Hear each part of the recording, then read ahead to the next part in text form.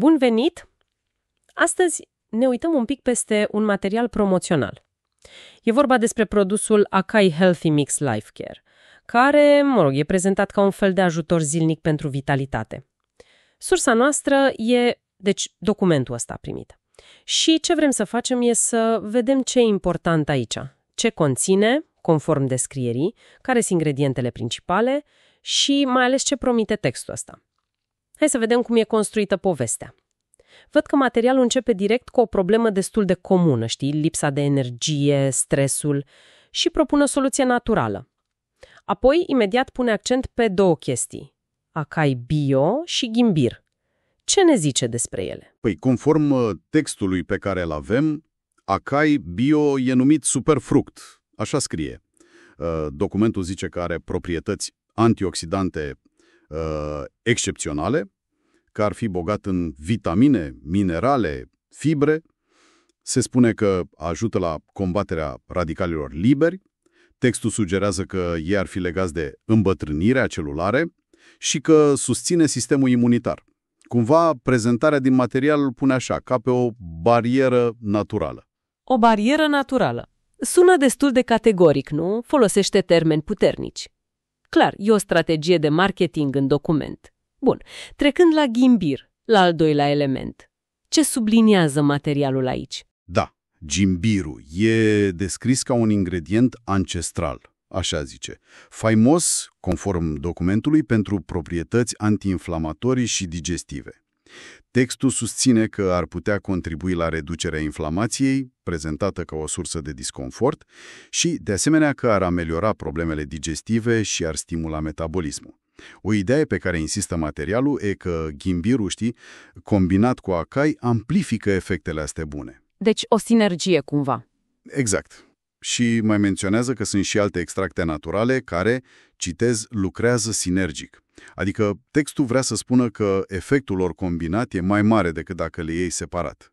Și se insistă mult pe ideea că produsul e 100% natural, fără aditivi, coloranți, conservanți. Asta ar garanta, zice documentul, puritatea și eficiența. Ok. Și dacă avem ingredientele astea și caracteristicile astea, ce beneficii concrete promite materialul ăsta promoțional? Ce listă ne dă? Lista pe care o prezintă documentul e destul de generoasă. Include, de exemplu, energie și vitalitate sporită. Menționează specific combaterea oboselii cronice. Apoi, imunitate întărită. Asta o leagă direct de antioxidanții din acai și de proprietățile ghimbirului.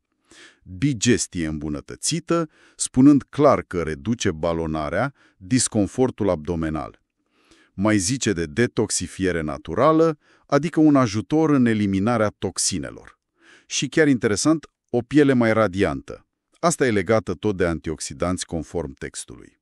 E interesant cum leagă beneficiile astea mari, energie, imunitate, digestie, direct de cele două ingrediente principale, acai și ghimbir.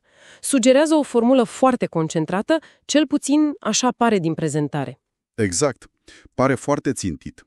Iar ca să-l integrezi ușor în rutina zilnică, documentul dă sugestii, adăugat în smoothie-uri, în iaurt, cereale sau pur și simplu în apă. Pare să vrea să sublinieze că e versatil și ușor de folosit. Bun, deci dacă ar fi să tragem o linie, ce ne spune materialul pe care l-am parcurs? Avem descrierea unui produs, Acai Healthy Mix Life Care, care combină acai bio și ghimbir și e prezentat în document ca o soluție naturală pentru mai multă energie și bunăstare generală, accentul fiind pus pe proprietățile antioxidante și antiinflamatorii pe care textul le atribuie acestor două ingrediente cheie. Și ce mi se pare mie remarcabil, uitându-le strict la cum e construit mesajul în sursa asta noastră, e fix alăturarea asta. Pe de o parte, un ingredient exotic, superfructul acai, cu o faimă mai modernă așa, și pe de altă parte unul tradițional, ghimbirul, pe care îl știm de mult timp. Documentul le ia pe amândouă, le combină și le prezintă ca o formulă actuală, pentru problemele de zi cu zi, energie, sănătate. Ne arată cumva o perspectivă interesantă asupra modului în care marketingul ăsta din zona de wellness poate să îmbine lucruri din naturi diferite, exotismul și tradiția, ca să construiască o poveste care să prindă. Într-adevăr, e un unghi bun de reflexie. Cum sunt prezentate soluțiile astea naturale în piața de azi, cel puțin cum reiese din materialul ăsta. Mulțumim pentru atenție!